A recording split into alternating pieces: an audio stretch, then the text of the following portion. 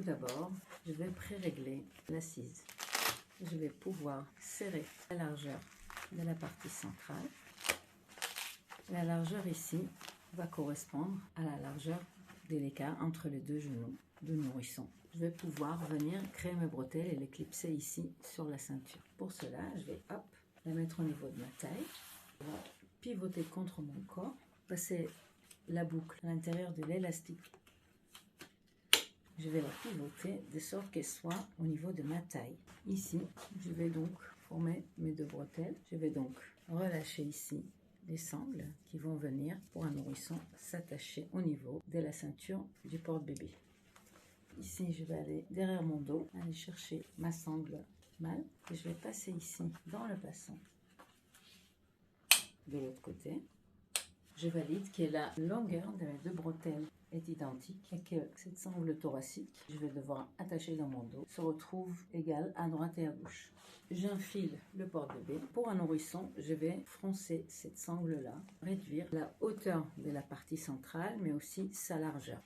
Je crée comme une poche à laquelle le bébé va être. Ce petit coussinet va être tourné vers l'intérieur. Il va venir finalement combler son petit corps pour que la partie dorsale du porte-bébé épouse mieux ses épaules et sa nuque. En dernier, je vais voir que j'arrive facilement à atteindre ces boucles parce que ma bretelle est encore lâche. Ce que j'aime bien faire avant d'installer bébé, c'est d'ouvrir cette partie ici. Comme vous pouvez le voir, on a des élastiques avec des boutons et les clapets s'ouvre tout simplement. On pourra venir donc le rouler sur lui-même et venir l'attacher avec les petites élastiques.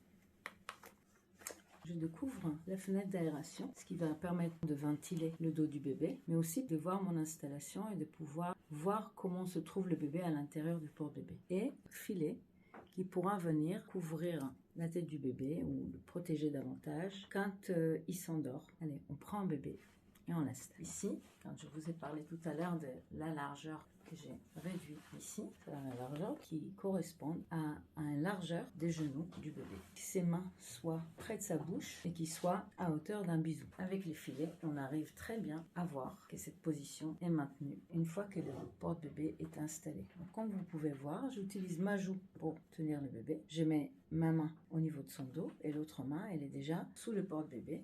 Je remonte la partie centrale et je vais très rapidement aller dans mon dos, les clips. Et une fois ici, je donne le soutien au bébé parce que le porte-bébé n'est pas encore fermé. Et puis, quand je tire les bretelles, je tire vers le bas et vers l'avant.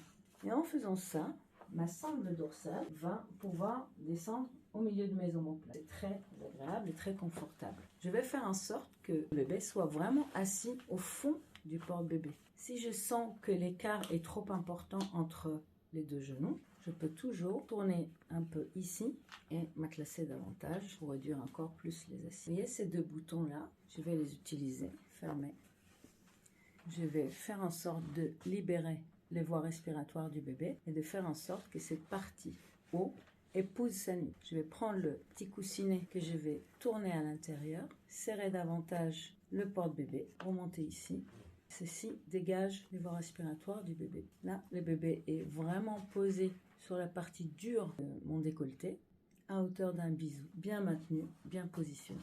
Si j'ai froid, je peux même mettre mes mains là pour lui donner des petits caresses, des petits câlins. Je vais vous montrer comment j'enlève le bébé. À faire, c'est lâcher ici en donnant un appui ici pour le bébé. Et de l'autre côté, je peux toujours donner du mou ici. Donc je pourrais donner la longueur dans ma bretelle de cette façon. Deux bretelles sont relativement relâchées. Je soutiens toujours le bébé. Je peux très facilement accéder, ôter une bretelle et la deuxième.